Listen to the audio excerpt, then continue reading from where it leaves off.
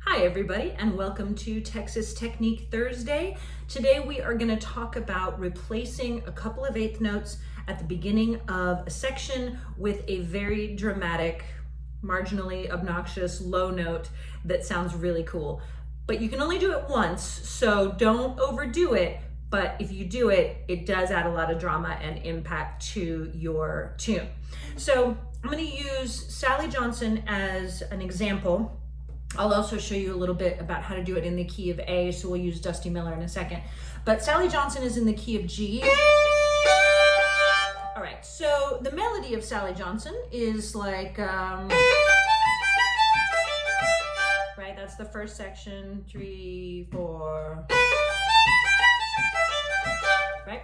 So what we're gonna do is we're actually gonna go low to this G, open G string, and put that at the beginning and then connect back up with the melody a couple notes in. So it would sound like this, 3, 4. Right, so in context, let's say I'm coming out of another part, so.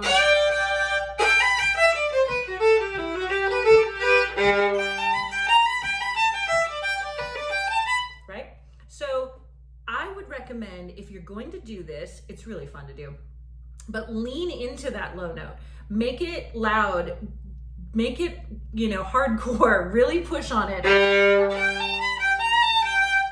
Make that pitch go really weird.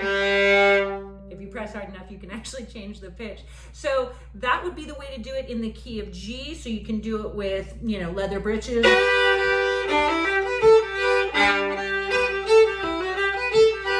Kind of like that. If we're gonna do it in the key of A, you can do it in any key, but this is just another example. Here it is in Dusty Miller. So I'm in the key of A here. Normally the tune would go,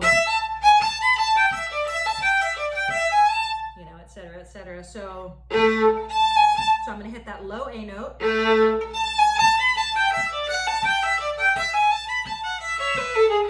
So coming out of,